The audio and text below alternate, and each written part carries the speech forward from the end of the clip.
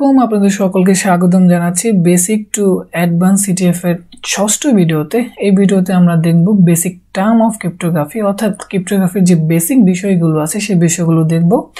এর কারণ হচ্ছে আমরা জানি যে ক্রিপ্টোগ্রাফি একটা বিশাল কোর্স। এই বিশাল কোর্স আমরা একদিনে শিখতে পারবো না, কিন্তু সিটিএফ এর জন্য যে বিষয়গুলো রয়েছে সেই বিষয়গুলো আমরা এই ভিডিওতে দেখার চেষ্টা করব যে একজন বিগিনার কোন বিষয়গুলো জেনে সিটিএফ এর ক্ষেত্রে ক্রিপ্টোগ্রাফির প্রবলেমগুলো সলভ করতে পারে সেই বিষয়টা আমরা আলোচনা করব।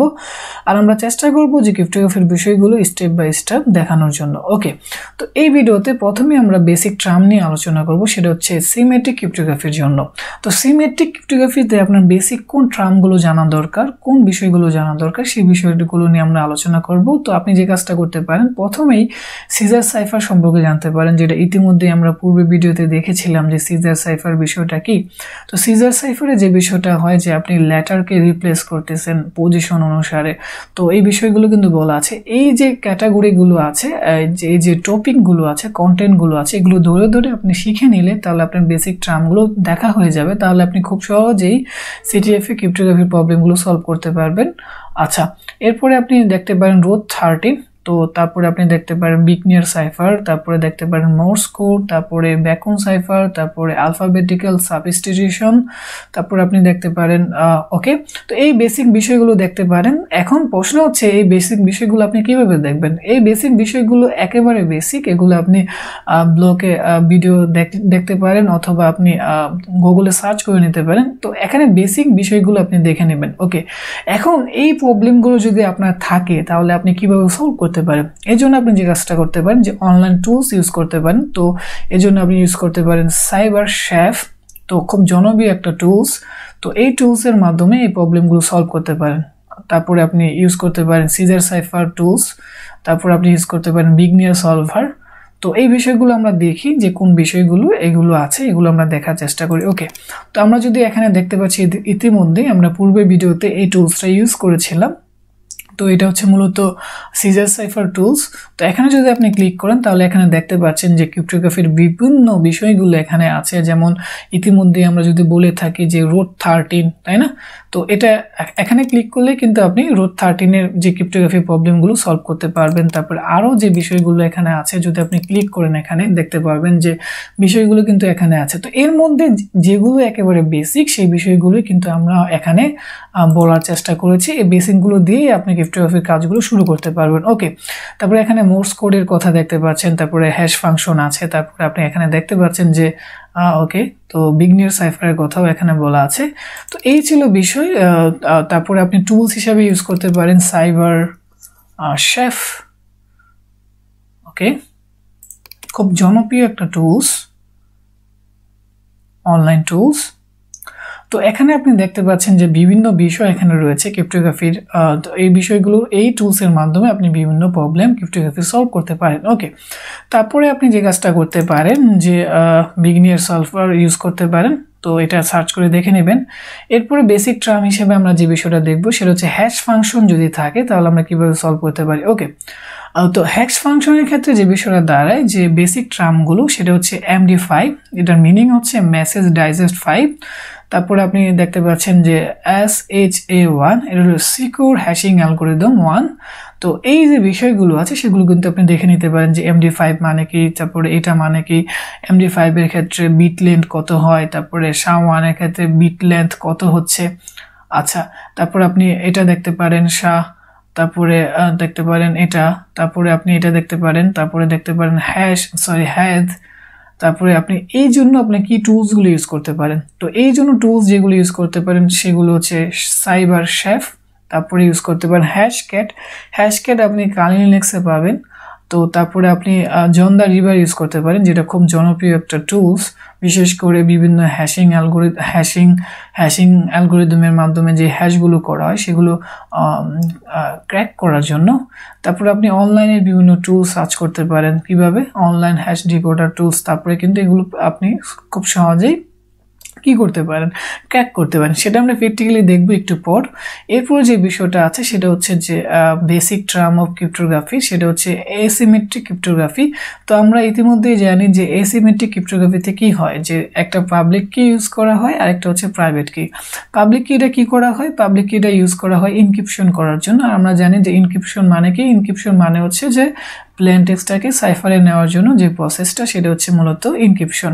তো ইনক্রিপশন করার জন্য আমরা পাবলিক কি ইউজ করে থাকি আর প্রাইভেট কি ইউজ করে থাকি হচ্ছে ডিক্রিপশন করার জন্য। ওকে, তো এই যে এটার এক্সাম্পল হচ্ছে আরএসএ অ্যালগরিদম। আরএসএ অ্যালগরিদমটা যদি আপনি ভালো করে বুঝে নেন তাহলে কিন্তু আপনার এই বেসিক টার্মটা বোঝা হয়ে যাবে। ওকে, এই ছিল এসিমেট্রিকের একেবারে বেসিক বিষয়টা। এটা দিয়েই আশা করি আপনি ক্রিপ্টোগ্রাফির কাজগুলো শুরু করতে পারবেন। ওকে, তো এই জন্য আপনি টুলস কি ইউজ করতে পারেন। মনে করেন আপনি জানলেন যে এটা হচ্ছে এসিমেট্রিক ক্রিপ্টোগ্রাফি, আরএসএ অ্যালগরিদম আছে, তো এটা কিভাবে সলভ করতে পারেন।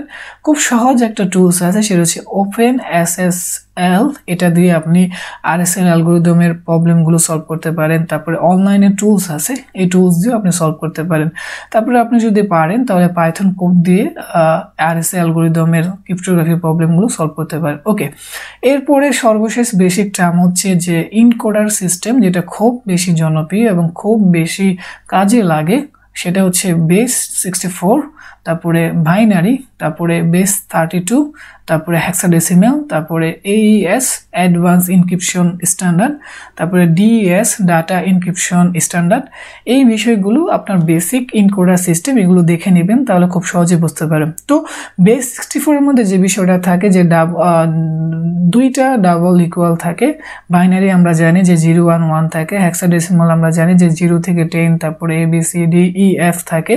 তো এই বিষয়গুলো হচ্ছে বেসিক ইনকোডার সিস্টেম। তো এগুলো কিভাবে সলভ করতে পারেন, এই জন্য টুলস গুলো হচ্ছে সাইফারশেফ, তারপরে আছে হ্যাশক্যাট, তারপরে আছে OpenSSL, তারপরে আপনি অনলাইনের বিভিন্ন টুলস ইউজ করতে পারেন। ওকে, তো এই বিষয়গুলো আমরা দেখলাম। এখন আমরা প্র্যাকটিক্যালি দেখব যে একটা ক্রিপ্টোগ্রাফির প্রবলেম আমরা কিভাবে সলভ করতে পারি। ওকে, তো এখানে আমরা চলে যাব PicoCTF এ। PicoCTF এ যাওয়ার পর আমরা ক্রিপ্টোগ্রাফি ক্যাটাগরিতে যাব। তারপরে এখানে গেলে আপনি এখানে দেখতে পাচ্ছেন যে সিজার একটা প্রবলেম আছে। তো এর জন্য আমরা এই যে ফাইলটা আছে সেটা ওপেন করে নেব, ডাউনলোড করে নেব। ওকে, তো এখানে ক্লিক করার পর আমরা এটাকে ডাউনলোড করব।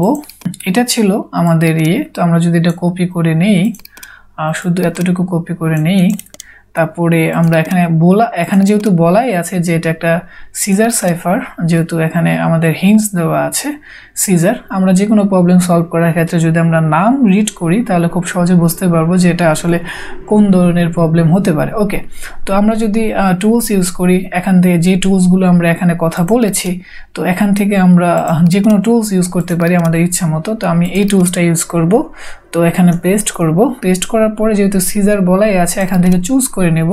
তো সিজার সাইফার চুজ করার পর এখানে দেখতে পাচ্ছেন এই মেসেজটা। তো আপনি কিভাবে বুঝবেন যে এটা কারেক্ট কিনা, তো এটা বোঝার জন্য বুঝতে পারেন যে এটা মিনিংফুল হবে, যেটা প্লেন টেক্সট হবে। আমরা জানি যে এটা যেহেতু সাইফার আছে, সাইফার থেকে যখন আমরা প্লেন টেক্সটে নিব তখন এটা রিডেবল হবে। ওকে, তো আমরা এটা চেঞ্জ করতে থাকি। কিন্তু আমরা দেখতে পাচ্ছি এটা রিডেবল, তাই না? তো এটা কপি করে নিয়ে আমরা মেরে দেই। ওকে, তো এটা ছিল, আশা করি এটা কারেক্ট অ্যান্সার, কারণ এটা রিডেবল। ওকে, সাবমিট। ওকে, তো এখানে দেখা যাচ্ছে এটা কারেক্ট অ্যান্সার। ওকে, তো এটা ছিল সিজারের। তারপর আমরা যদি এখানে যাই, তারপরে এখানে দেখতে পাচ্ছি এটা হচ্ছে মূলত বলা আছে যেটা কোন ধরনের হতে পারে। তো ইজি ওয়ান বলা আছে, নাম দেখে আমরা কোনো হিন্টস পাই নাই। তো এখানে হিন্টস কিন্তু বলা আছে submit your answer in your flag format, for example if your answer hello. Okay, তো এখানে যে বিষয়টা দেখা যাচ্ছে আমার মনে হচ্ছে যে এটা বিগনিয়ার সাইফার হবে। তো এই জন্য এখানে দেখতে পাচ্ছেন যে কি হচ্ছে এটা, কারণ বিগনিয়ার সাইফারের যে বিষয়টা থাকে আপনি যদি এখানে বেসিক ট্রাই করেন তাহলে বুঝতে পারবেন যে বিগনিয়ার সাইফার। তো এখানে দেখতে পাচ্ছেন যে আপনাকে কি ইউজ করতে হবে, তাই না? তো আপনার এখানে যে প্রবলেমটা দেখতে পাচ্ছেন যে আপনাকে এখানে একটা কি দেওয়া আছে, সেটা হচ্ছে সলভ ক্রিপ্টো, আর এখানে আপনাকে একটা সাইফার দেওয়া আছে। আশা করে যাই এটা বিগনিয়ার সাইফার হবে। তো আমরা বেসিকটা যদি জানি তাহলে এটা কপি করলাম। কপি করার পর আমরা যদি এখানে টুলস এটাই ইউজ করি তাহলে এখানে দেখতে পাচ্ছি আমাদের কি থাকবে, আমাদের থাকবে হচ্ছে সাইফার, তারপরে এখানে থাকবে আমাদের কি। তো আমাদের কি ছিল, আমাদের কি ছিল এটা, যেহেতু বিগনিয়ার সাইফারের জন্য আমার কি লাগবে। ওকে, তো আমরা কিটা এখানে সাবমিট করে দেই। ওকে, তারপর আমরা এখানে যদি এটা দেই তাহলে কিন্তু আমাদের হ্যাঁ আমরা আমাদের অ্যান্সার পেয়ে গেছি, সেগুলো ক্রিপ্টো ইজ ফান। ওকে, এটা কিন্তু রিডেবল, তাহলে বোঝাই যাচ্ছে এটাই আমার রেজাল্ট। তো এটা আমি কপি করে যে কাজটা করব, যে কপি করে এখানে সেন্ড করব, সরি পেস্ট করব।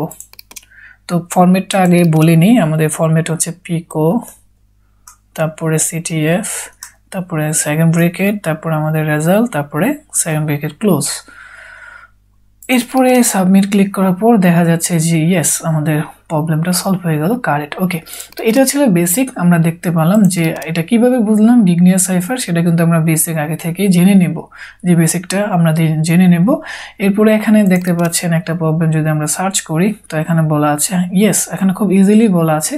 তো আপনি যদি এখানে হিন্টস দেখেন 13 বলা আছে, দ্যাট মিনস আমরা এর আগে বলেছিলাম যে যদি আমরা ইনকোডার সিস্টেম দেখি, তাহলে এখানে ইনকোডার সিস্টেমের মধ্যে যদি আমরা ইনকোডার সিস্টেম না, সিমেট্রিক সিমেট্রিক ক্রিপ্টোগ্রাফিতে আমরা যদি দেখি যে বিষয়টা কি হয়, যে রুট 13 থাকতে পারে, তাই না? সিজার সাইফার থাকতে পারে, বিগনিয়ার সাইফার হতে পারে।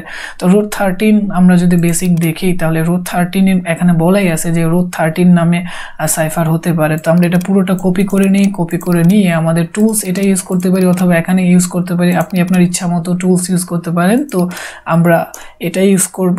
ইউজ করার পর এখানে যেহেতু বলেই দিছে এটা কি বিগনিয়ার সাইফার না, এটা হচ্ছে রুট 13, তো আমরা এখান থেকে রুট 13 চুজ করে নেব। চুজ করার পর আমরা এখানে ক্লিক করব, তারপরে দেখতে পাচ্ছেন যে আমরা আমাদের রেজাল্ট পেয়ে গেলাম, পিকো সিটিএফ, তারপর not too bad of a problem. Okay, আমরা এটা কপি করে নিয়ে আমরা এখানে সাবমিট করে দেব।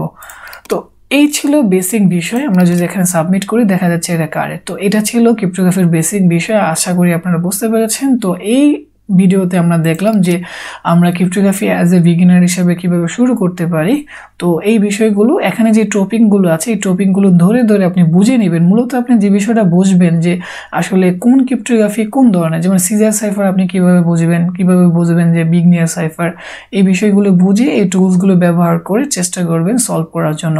পাশাপাশি আপনি যে চেষ্টা করবেন সেটা হচ্ছে আপনার ইনফরমেশনগুলো আরও ক্লিয়ার করার চেষ্টা করবেন, থিওরিটা স্ট্রং করার চেষ্টা করবেন। তো এই ছিল বিষয়। তো সামনের ভিডিওতে আমরা আরও বেশি প্র্যাকটিক্যালি ক্রিপ্টোগ্রাফির প্রবলেমগুলো সলভ করার চেষ্টা করব। ওকে, তো আজকে ভিডিওতে এই পর্যন্ত। যদি আপনাদের কাছে আমাদের ভিডিওটি ভালো লেগে থাকে তাহলে আমাদের চ্যানেলটি সাবস্ক্রাইব করে আমাদের সাথেই থাকুন। আসসালামু আলাইকুম।